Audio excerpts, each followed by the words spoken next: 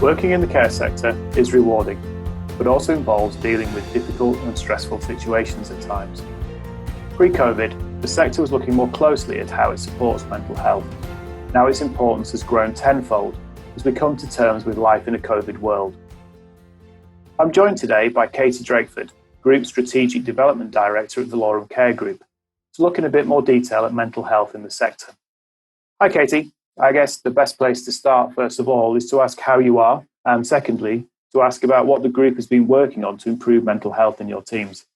Well, hello there. I am feeling good, thank you. The sun is shining, so I can't complain. I always think when the sun's out, it improves my mood greatly. So yeah, I'm all good, thank you. In terms of what Valorum Care Group have been focusing throughout lockdown is, as you've said, our staff wellbeing and morale. We've really tried to put in mechanisms and platforms to support our managers so that they can then support their staff.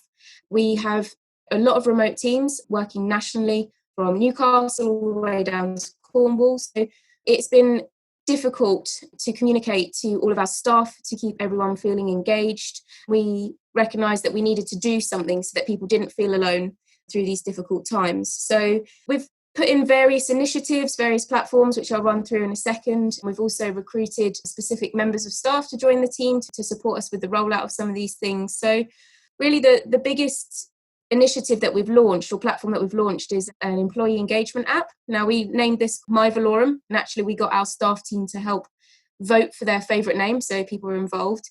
Now, the employee engagement app, this is something that can be accessed through staff's mobile phones. As I say, it's an app, or they can also access it through desktop as well. So if people don't have a smartphone, they can access it on the computer.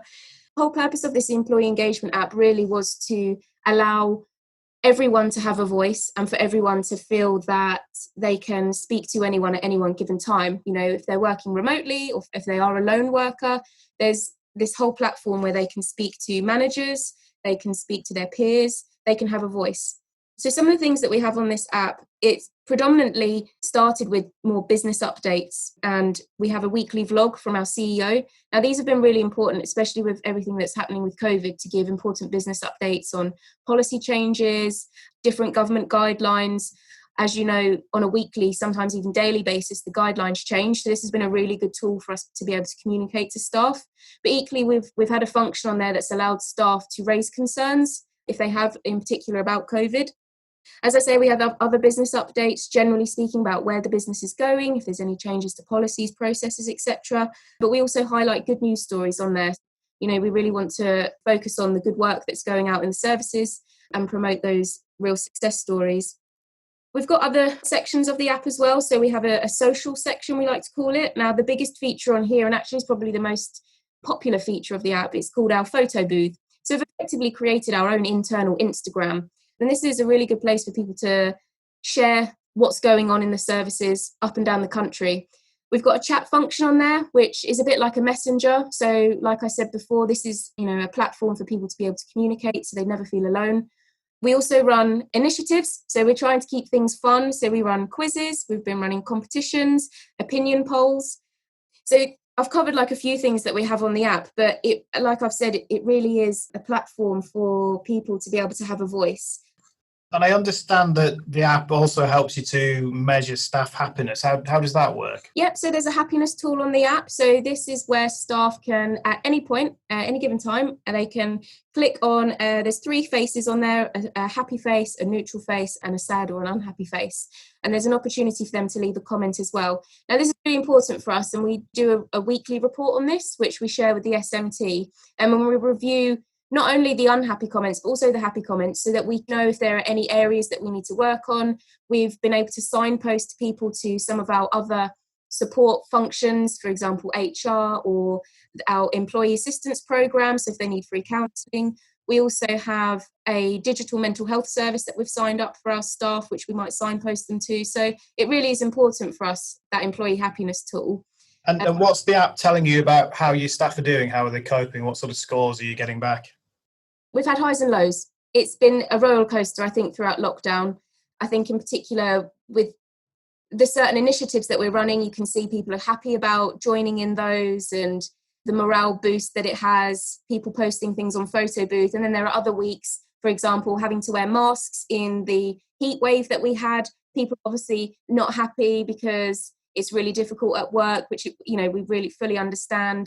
But equally, it's great seeing all the happy feedback. We actually there are a lot of happy staff out there. And I have to say, actually, any of the unhappy faces that we've had, it's not been a major issue. It's just today's been tough because it's been so hot.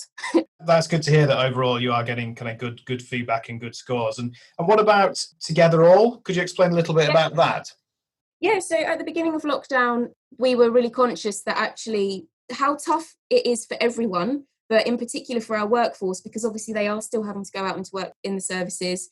It's a really difficult situation for them to be working in. So we knew that this is probably going to be affecting their mental health, as well as those actually working in the support functions as well, people working from home 24/7. We've invested in this service called Together All, which is a digital mental health service and is actually the only one that's regulated by CQC. Now, this service is free for all of our staff and they can access it 24/7, 365 days a year. Now, there's a few different parts to Together All. So the first part of it is it's an anonymous community. So anyone that's signed up, they can join particular forums on particular topics, or they can start their own forum if they don't feel like a topic's already been covered. So, for example, I'm not having a great time at home at the moment, or I'm finding living with my partner and spending so much time with them really stressful 24/7, in lockdown. And then on that wall, other people can comment, offer peer-to-peer support. But these forums and walls are monitored by mental health professionals so that if any escalation needs to happen in the sense that they feel that someone might be at risk to themselves or to others, then there is an escalation process in place to keep everyone safe, basically. So that's just the first part of it. The other part is around people being able to do their own self-assessments. So, for example, am I drinking too much alcohol, or am I getting enough sleep? So someone would complete the self-assessment, and then off the back of that, you would get recommended resources to help you with that. So it doesn't diagnose you. It's more just able to signpost you to relevant resources free, again, that are on this platform. And there's also the opportunity to do your own self-cognitive behavioural therapy courses, so your CBT courses as well. So there's a whole range of journals, assessments, forums, and there's lots and lots of information on there about all topics to do with mental health. From everything you said then, it seems that your managers are the real key in supporting mental health across the business. Do you think that's fair to say? Yeah, absolutely. I think it stems from the top. So from the senior leadership team, we've really wanted to promote improving our staff mental health wellbeing. So I feel like we've provided our managers with the tools, with the platforms, with the training to be able to then give that support to their own staff teams. We are a people business. We have people delivering care to people. We need our staff team to feel supported, to feel safe. If there is any mental health problems that they might be suffering with, there's no stigma attached to it. It's okay to not feel okay. We've genuinely really promoted that as much as possible. And we had a mental health awareness week, and we'll probably in a couple of months start to do something again about it.